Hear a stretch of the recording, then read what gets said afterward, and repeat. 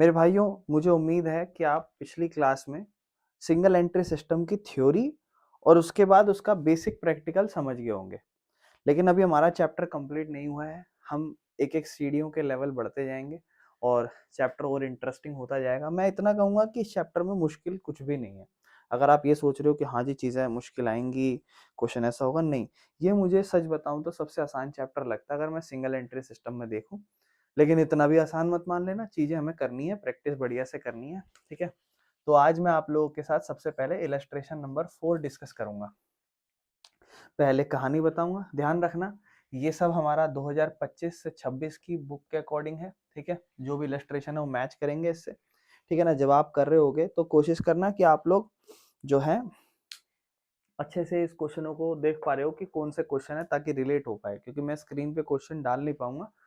तो आप समझ पा रहे होगे कि हाँ, ये क्वेश्चन डिस्कस हो रहा है। और जो भी लोग इस क्लास को रिकॉर्डेड देख रहे हैं, आप लोग अभी 15 से 20 तारीख के बीच में, तो आप लोग बेहतर यही है कि इस किताब के जितने भी क्वेश्चंस हैं उनकी फोटो ले लो, अगर आपके पास लेटेस्ट जो न्यू बुक नहीं है तो चीजें क्लियर हो जाएंगी। चलो खैर, नहीं तो मैं फिर भी डिटेल सारी लिख के रखता हूँ, तो चीजें कोई दिक्कत है नहीं, आपको चीजें समझ में बहुत अच्छे से समझ में आएंगी।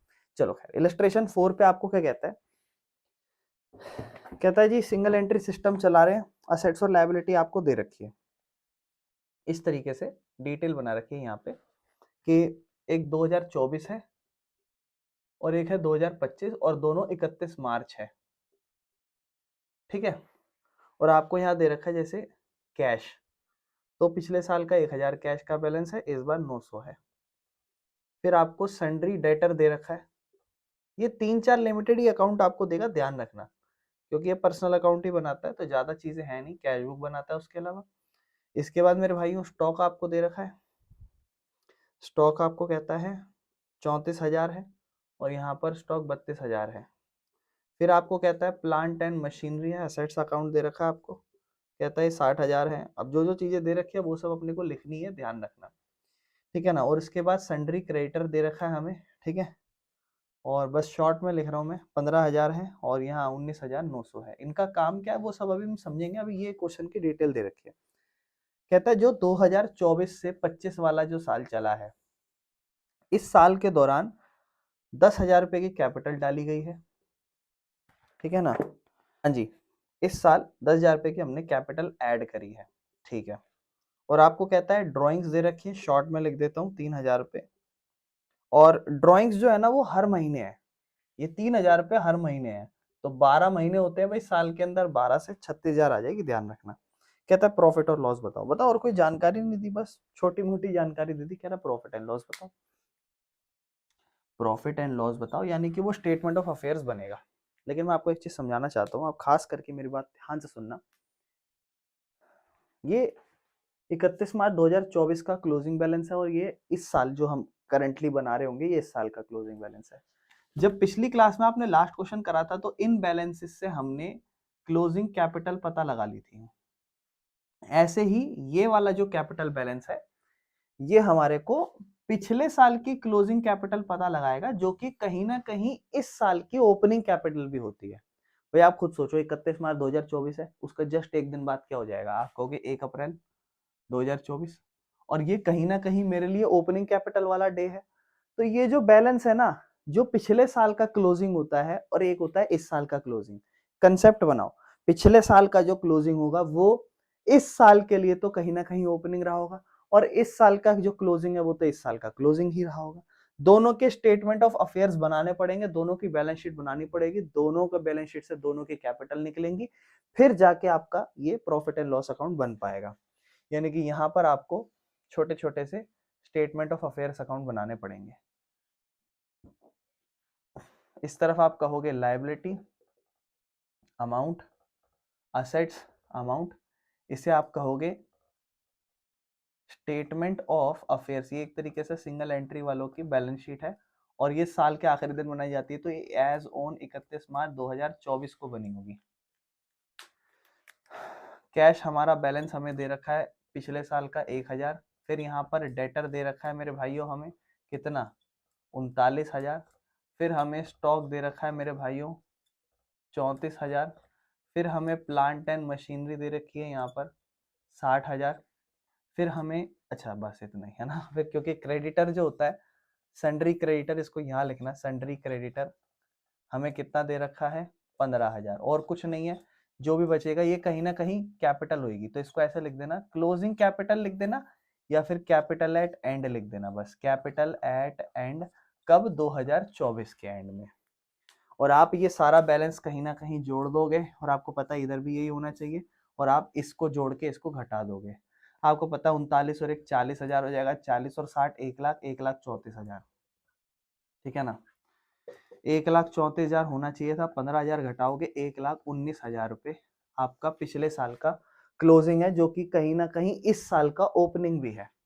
अब आप इस साल की बनाओगे कैपिटल, बिल्कुल सेम इसी फॉर्मेट में, सब चीज सेम।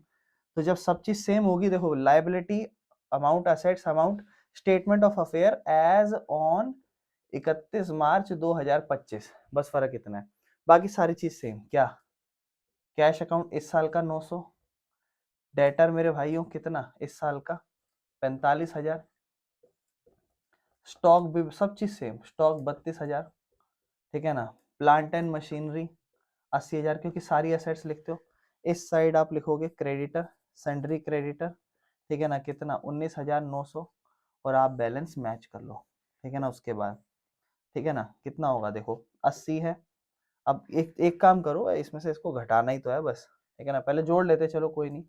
45, 32 और 80, 5 2 7 8 3 11 4 15, 1,57,900 है, 1,57,900 है, 1,57,900 है, और उसमें से 19,000, मेरे ख्याल से 1,38,000 पे बच जाएगा ये होगा कैपिटल एट एंड, लेकिन कब, 2025, ठीक है ना। और ये आपके दोनों 1,38,000 और 1,19,000 दोनों आपके क्लोजिंग कैपिटल आ चुके हैं, बिल्कुल सेम, सही आई है, ठीक है ना। अब आपको करना क्या है, अब आपको कुछ नहीं करना, स्टेटमेंट ऑफ अफेयर्स बनाना है। स्टेटमेंट ऑफ अफेयर्स यहीं पे बना ले, इस साइड पे बना लेते हैं, चलो इस बार थोड़ी छोटी जगह पे, ठीक है ना। इस तरीके से यहाँ पर स्टेटमेंट ऑफ अफेयर्स बना लेते हैं, ठीक है। यहाँ पे ये स्टेटमेंट ऑफ अफेयर्स नहीं होगा, ध्यान रखना, ये होगा स्टेटमेंट ऑफ प्रॉफिट एंड या फिर और लॉस, क्योंकि प्रॉफिट और लॉस कुछ भी आ सकता है।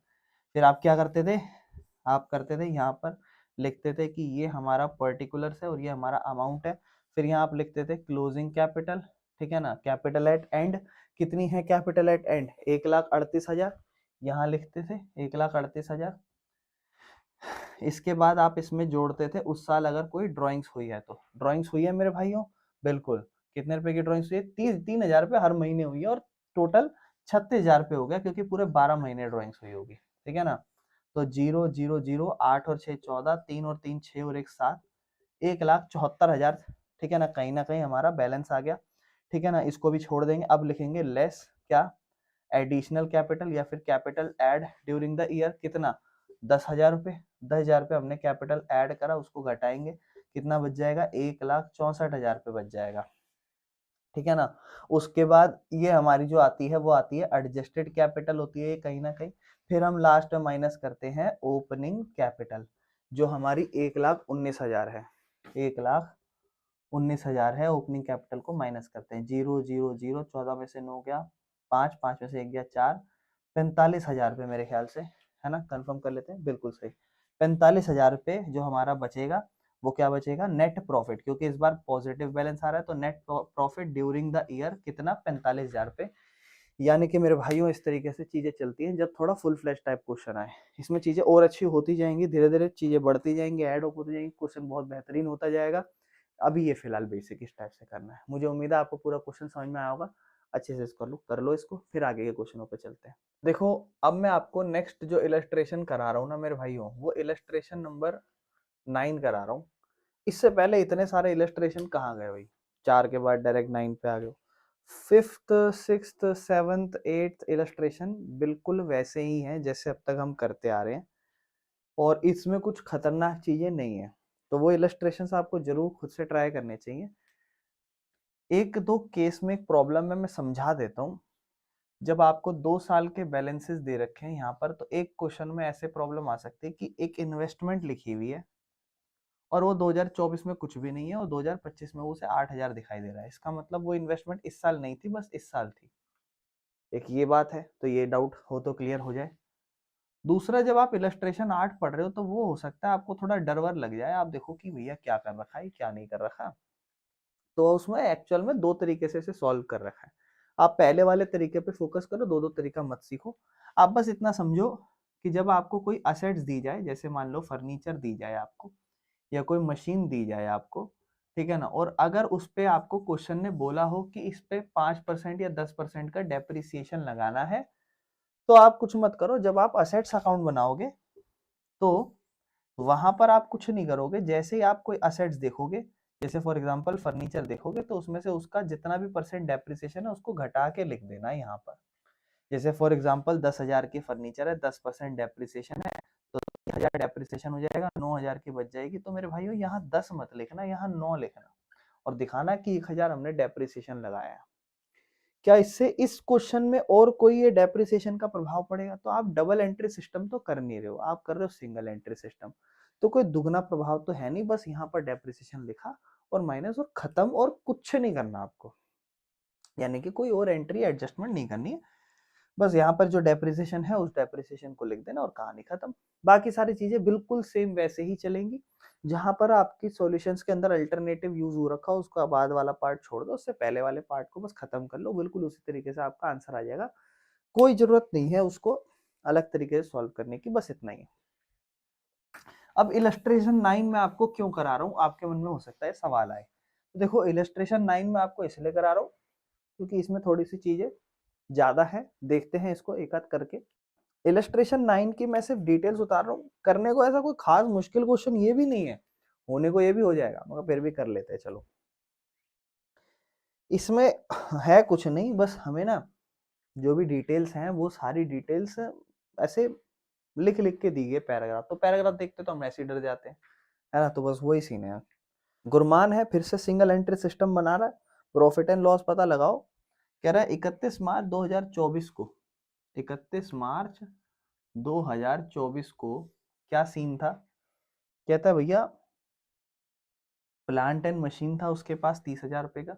अच्छा, अगर ये सारी चीजें थी तो ये सारी चीजें हमारे को काम आएगी स्टेटमेंट ऑफ अफेयर्स बनाने में, जो हमारा 2000 पिछले साल का होगा, जो कहीं ना कहीं ओपनिंग कैपिटल निकालने में मदद करेगा।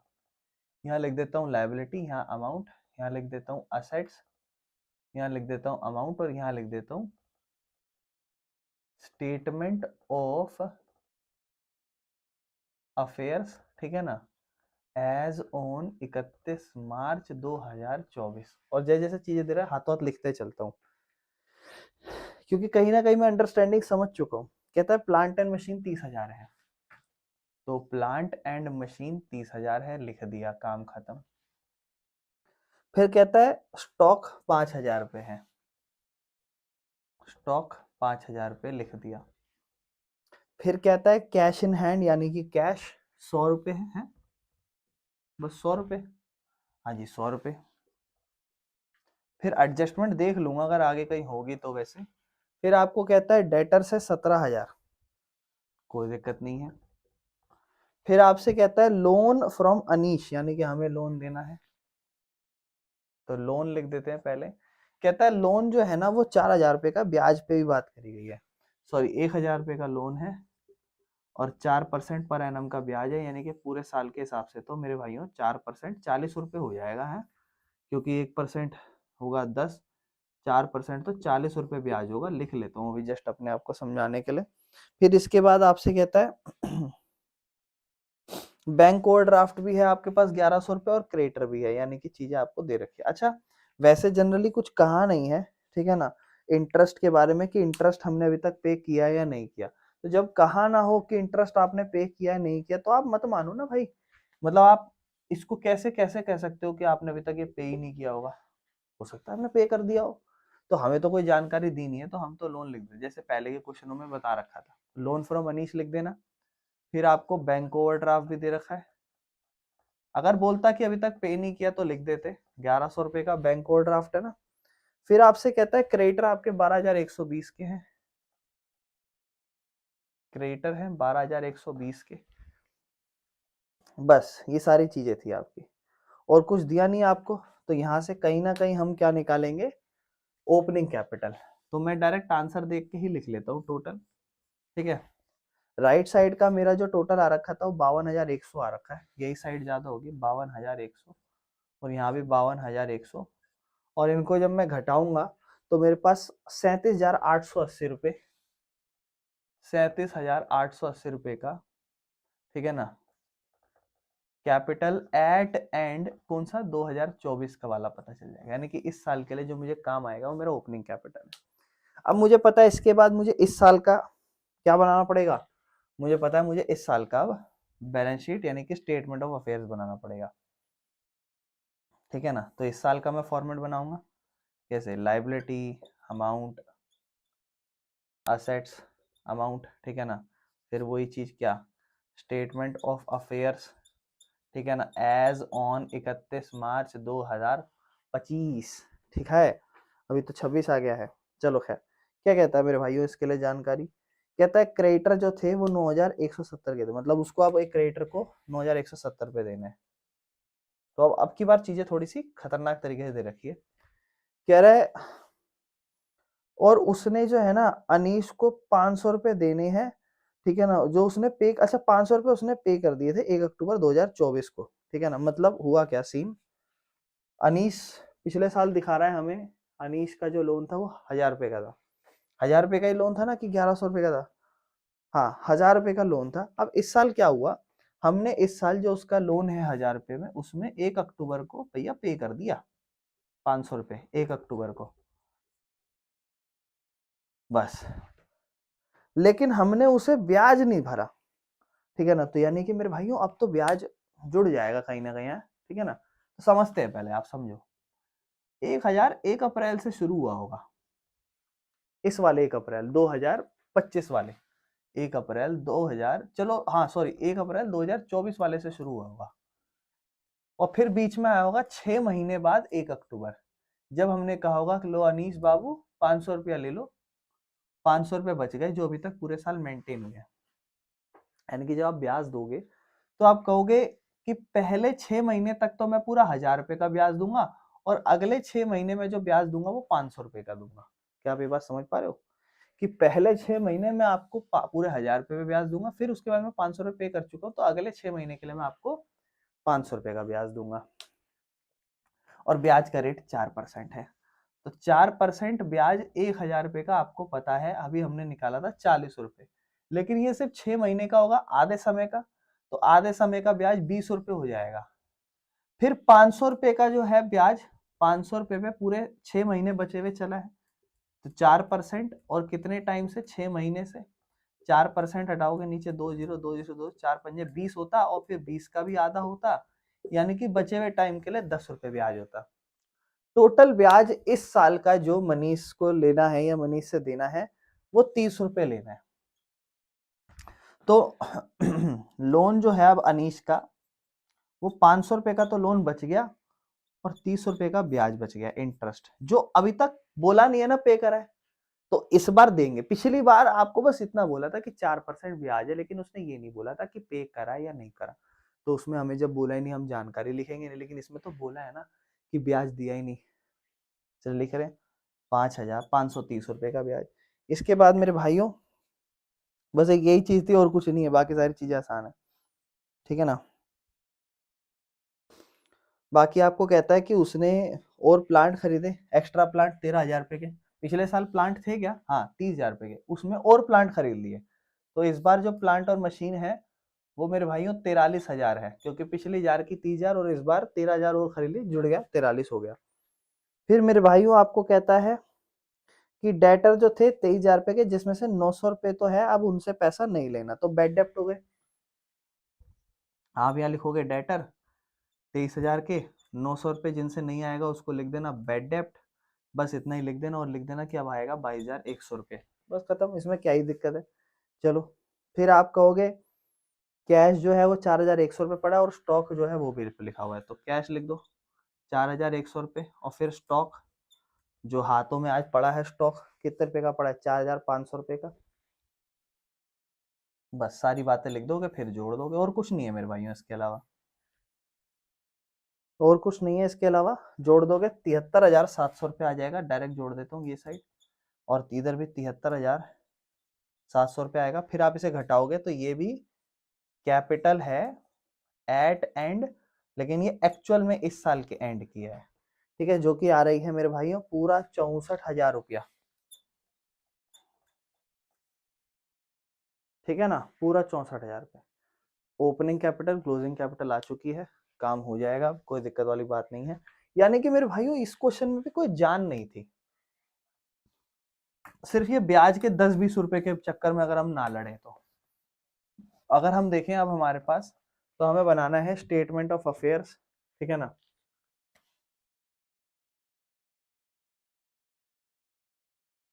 ठीक है, आप लिखोगे यहाँ पे capital eight and closing capital, ये आपका particular amount, statement of profit या फिर लॉस, ये सब कहानियां लिखोगे। कैपिटल एट एंड, आखिरी में आपकी कैपिटल अभी 64,000 रुपये बची थी, आप ये लिखने वाले हो 64,000 रुपये। फिर इस साल आपने कितना ड्राइंग्स लिखा, तो ड्राइंग्स के बारे में बात यहाँ पर की है, कहता है 8,300 रुपये ड्राइंग्स ली है उसने। जोड़ लो भैया, देखो मजा भी नहीं आ रहा आप करने में, है ना। 0 0 3 8 4 12 6 और 1 7, तो इसको ना जल्दी से खत्म कर लेना है ना, ज्यादा टाइम मत लगाना। अब इसमें लेस करते हैं क्या, एडिशनल कैपिटल, कहता है जो कैपिटल एडिशनल जोड़ी है वो 10,000 रुपये है, घटा दो मेरे भाइयों 10,000 रुपये, 62,300 रुपये क्या कहलाएगी, एडजस्टेड कैपिटल, यही तो कहलाएगी। फिर इसके बाद क्या घटाएंगे, ओपनिंग कैपिटल घटा देंगे। ओपनिंग कैपिटल पिछले वाले जो स्टेटमेंट ऑफ अफेयर्स बनाया था उससे 37,880 रुपये थी, प्रॉफिट आने वाला, ये बात समझ गए हैं। माइनस कर लेते हैं, कितना आएगा मेरे भाइयों, माइनस करके 24,240 420, 24,420 डायरेक्ट लिख देता हूँ। ओपनिंग कैपिटल माइनस करा, ये आया हमारा net profit during the year, ठीक है ना। और बस यार खत्म हो गया, और कुछ भी नहीं है। अगर इसके बाद कोई और अच्छा क्वेश्चन होता है तो मैं आपको कराता हूँ, अदरवाइज जो चीजें हैं वो खत्म हो चुकी हैं लगभग। नहीं तो किसी किसी जो आगे कुछ क्वेश्चन है उसमें कुछ अच्छी एंट्री समझा दूंगा, पूरा क्वेश्चन करने में बोरियत हो रही है, कुछ भी चीजें खास नहीं जा रही हैं, ठीक है मेरे भाइयों। तो ये हमारा लगभग ऐसा समझो कि कंसेप्ट खत्म कर रहे हैं। इसके बाद 10वें और 11वें बुक के अंदर 2 इलस्ट्रेशन बचे हैं, इनों में अगर कोई बढ़िया चीज है तो मैं आपको उसको समझाऊंगा। इसके अलावा हमारा ये चैप्टर खत्म हो चुका है और कुछ भी नहीं है मेरे भाइयों इसके अंदर। बस आपको हाँ क्वेश्चनों की प्रैक्टिस जरूर करनी है हर एक क्वेश्चनों के लिए, क्योंकि आपको बिना प्रैक्टिस के प्रॉब्लम होगी। पेपर में करने बैठोगे भाई, नंबरों में अच्छे खासे नंबरों में क्वेश्चन आएगा, मजा खराब हो जाएगा आपका, ठीक है मेरे भाइयों। चलो उतार लो इसे मेरे भाइयों। बस एक लास्ट एक छोटी सी बात और समझानी है इस चैप्टर को खत्म करते करते, ताकि आपके मन में कोई डाउट ना रहे। आप जब इस इलस्ट्रेशन को देख रहे होगे तो आपने एक इलस्ट्रेशन सॉल्व करा होगा 8th, और इसके बाद एक इलस्ट्रेशन आपके पास 10th आ जाएगा। जैसे आपकी बुक में इलस्ट्रेशन 10 करा, आपको वैसे नहीं करना, मैं आपको बता देता हूं क्या सीन है। जनरली क्या होता है कि हम लोग जब कोई, खास करके इस साल की क्लोजिंग कैपिटल जो 2025 आप समझ रहे होगे, वो निकालते हुए एक प्रॉब्लम हो रही है कि जैसे मान लो फॉर एग्जांपल आपको फर्नीचर दे रखा है, तो हो रखा होगा, आपको कहा होगा कि फर्नीचर पे 10% डेप्रिसिएशन है, ये चीज लिखी हो सकती है। या फिर हो सकता है आपको ऐसे कहा हो कि बैड डेप्ट है ना। ऐसे ऐसे करके कुछ एडजस्टमेंट वाली आपको चीजें दे रखी हैं। अब इनसे फर्क क्या पड़ रहा है कि आपका जो बुक है ना वो 2 तरीके से क्वेश्चन कर रहा है। इलस्ट्रेशन 8 में तो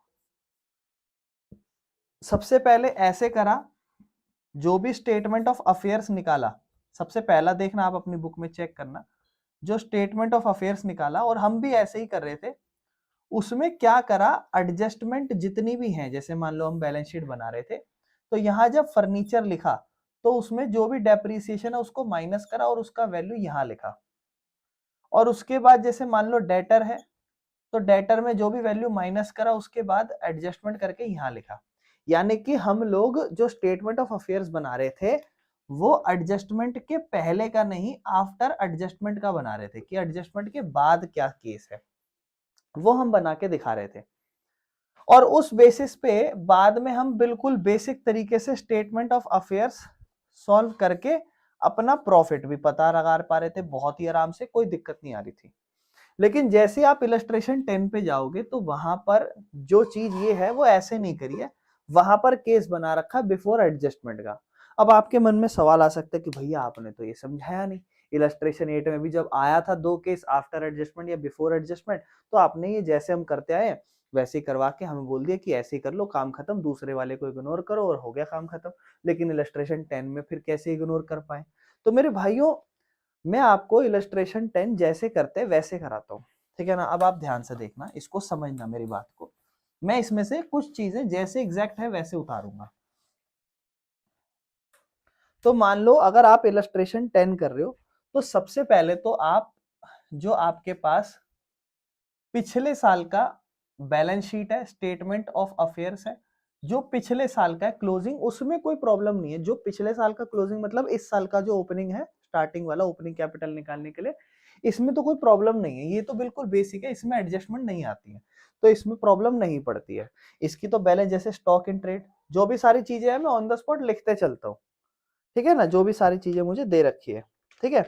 जैसे जो भी मेरे पास 1 अप्रैल 2024 की लिख दूं या 31 मार्च 2024 की लिख दूं, यहाँ मुझे पता है लायबिलिटी है, ये अमाउंट है, मुझे पता है एसेट्स है, ये अमाउंट है, ठीक है ना।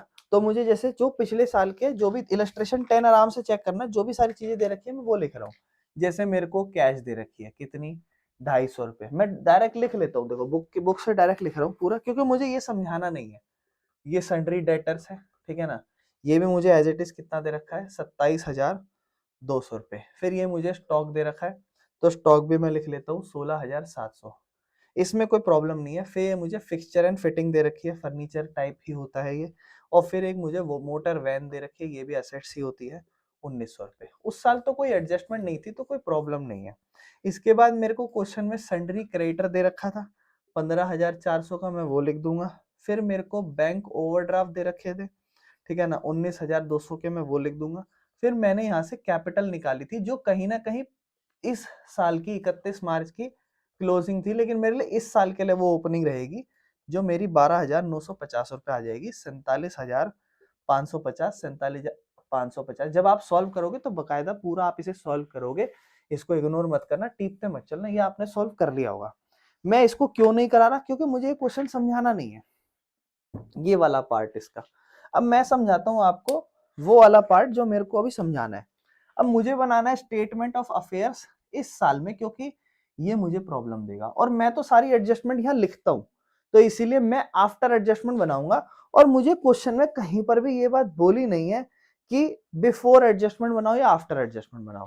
तो मैं यहाँ पर लिखूंगा अपना बेसिक तरीके से कि मैं निकाल रहा हूं स्टेटमेंट ऑफ अफेयर्स, ठीक है ना, जो मेरा कहीं ना कहीं क्लोजिंग है 31 मार्च 2025 का, ठीक है। ये वाला पार्ट मेरा लायबिलिटी है अमाउंट, ये वाला पार्ट मेरा असेट्स है अमाउंट, ठीक है। और मैं इसीलिए चाहता हूं कि आप लोग ये वाला जो पार्ट देख रहे होगे, आपके मन में कंफ्यूजन आएगी, मैं इसको पूरा सॉल्व कराऊंगा, और लास्ट में मैं आपको जो चीज बोलूंगा वही आपको करते चलनी है, ताकि कोई भी कंफ्यूजन क्रिएट ना हो। तो आपको अपने मन में कोई कंफ्यूजन नहीं रखनी, इसीलिए मैं ये क्लियर करा रहा हूँ, जो आपकी बुक में है मैं वो नहीं करा रहा, ठीक है ना। अब देखो, सबसे पहले स्टॉक इन ट्रेड लिख लेते हैं। स्टॉक लिख लेता हूं डायरेक्ट, कितना, 18,100 रुपए। सन्ड्री क्रेडिटर 19,200, सन्ड्री क्रेडिटर 19,200 यहाँ लिख देता हूँ। इसके बाद मेरे भाइयों सन्ड्री डेटर है 15,600 का। अच्छा देखो, एंट्री एडजस्टमेंट भी है कुछ पीछे, तो उन्हें भी पढ़ता हुआ चलता हूँ। एंट्री में एडजस्टमेंट क्या है कि मेरी जो ड्रॉइंग्स है वो 2024 मतलब 400 रुपए की है, और डेप्रिसिएशन लगा फिक्सचर एंड फिटिंग्स पे 10%, 10% फिक्सचर एंड फिटिंग पे डेप्रिसिएशन, और 6,000 पे डेटर से आज मिलेंगे नहीं, और 700 रुपए पे मुझे डाउट है, तो ये बातें मुझे पता रहेंगी। तो क्योंकि जैसे मैं अगला नाम डेटर का लिखने जा रहा हूँ, तो मुझे पता है डेटर मुझे जो अमाउंट में दे रखा है वो कितना दे रखा है, 15,600, तो मैं इसको यहीं लिखूंगा, क्योंकि मैं तो एडजस्टमेंट कर रहा हूँ, और मैं यहाँ लिख दूंगा कि स्टेटमेंट ऑफ अफेयर मेरा एडजस्टमेंट के बाद बना रहा हूँ। सबसे पहले 600 रुपए बेड डेप्ट नहीं आएगा, और उसके बाद 700 रुपए में मुझे डाउट है, तो वो भी माइनस कर देता हूँ।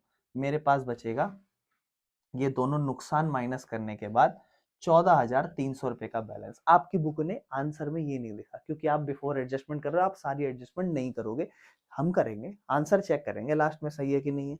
इसके बाद उसके बाद क्या हुआ, यानी कि जो मैं अभी तक करते आ रहा हूँ हर क्वेश्चन में वही, मैं कुछ नया नहीं सिखा रहा आपको यहाँ पे, मैं बस आपकी कंफ्यूजन दूर कर रहा हूँ जो बुक देख के हो रही होगी, बस वो क्लियर कर रहा हूँ, ठीक है ना। इसके बाद आगे जाके आपको क्या बोलता है, आगे जाके आपको बोलता है हम लिखेंगे अगला बैलेंस, सन्ड्री डेटर हो गया, सन्ड्री क्रेडिटर हमने लिख दिया था, कैश इन हैंड मेरे भाइयों 1400 रुपये लिख देता हूँ, कैश 1400 रुपये मेरे भाइयों। इसके बाद ठीक है ना, बैंक वाला बैलेंस वो भी लिख देता हूँ, बैंक वाला बैंक बैलेंस मुझे 2900 रुपये दे रखा है, वो भी मैंने लिख दिया मेरे भाइयों। इसके बाद मुझे फिक्सचर एंड फिटिंग लिखने के लिए बोला है ना, फिक्सचर एंड फिटिंग मेरे भाइयों मुझे 1500 रुपये दे रखा है और मुझे बोला है कि इस पे 10% का डेप्रिसिएशन है, तो फिक्सचर एंड फिटिंग 10% का डेप्रिसिएशन है, 1500 रुपये की है, 10% 150 होता है, 1350 रुपये बची होगी, ठीक है ना। अब मेरे को ये सॉल्व करना पड़ेगा क्योंकि मैं बुक से चेक नहीं कर सकता, बुक ने अलग करा मैंने अलग करा, तो मैं जरा इनको सबको टोटल करता हूँ, 18,100, 14,300 प्लस 1400 रुपये, 2900 रुपये, 1350 रुपये, 0, 5, 9, 3, 12, 4, 16, 3, 19 और 1, 20, 8, 2, 10, 10, 4, 14 और 1, 15, 15, 2, 17, 17 और 1, 18, 1, 2, 3, 38,050, उसमें से 19,200 रुपये घटाऊंगा मेरे भाइयों, 0, 5, 10 में से 2 गया 8, 17 में से 9 गया, 17 में से 9 गया 8, 2 में से 1 गया 1, 18,850